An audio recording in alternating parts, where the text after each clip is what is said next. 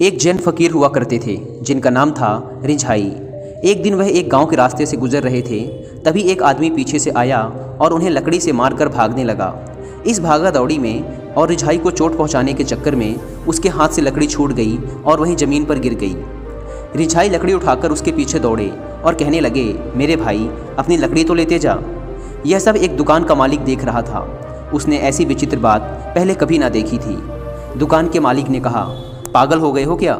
वह आदमी तुम्हें लकड़ी मारकर गया और तुम उसकी लकड़ी लौटाने की चिंता कर रहे हो। रिझाई ने कहा, एक दिन मैं एक पेड़ के नीचे सो रहा था, तभी वृक्ष से एक शाखा मेरे ऊपर गिर पड़ी। तब मैंने वृक्ष को भी कुछ नहीं कहा था। आज इस आदमी के हाथ से लकड़ी मेरे ऊपर गिर पड़ी, मैं इस आदमी को क्यों कुछ कहूँ? उस आदमी को रिझाई की बात समझ में नहीं आई, क्योंकि उसे तो बचपन से ही दुनिया को प्रतिशोध और प्रतिक्रिया की दृष्टि से देखने की आदत पड़ चुकी थी। उसने कहा, रिझाई तुम पागल हो, वृक्ष से शाखा का गिरना और बात है, इस आदमी से लकड़ी तुम्हारे ऊपर गिरना वही बात नहीं है। रिझाई कहने लगे, मेरे लिए तो सदा एक सी ही बात रही है। और यह कहकर रिझाई एक दूसरी घटना सुनाने लगे।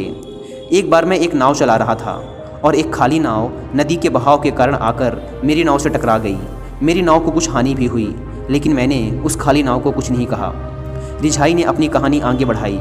एक बार ऐसा हुआ कि मैं किसी और के साथ नाव में बैठा था और एक नाव जिसमें कुछ लोग सवार थे आकर हमारी नाव से टकरा गई।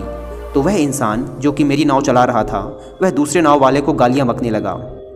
मैंने उससे कहा, अगर नाव खाली होती तब तुम गाली बकते या ना बकते? तो उस आदमी ने कहा, खाली नाव को क्यों गाली बकता? रिझाई ने कहा, गौर से देखो, नाव भी एक हिस्सा है इस विराट लीला का। वह आदमी जो बैठा है वह भी एक हिस्सा है। नाव को माफ़ कर देते हो, आदमी पर इतने कठोर क्यों हो?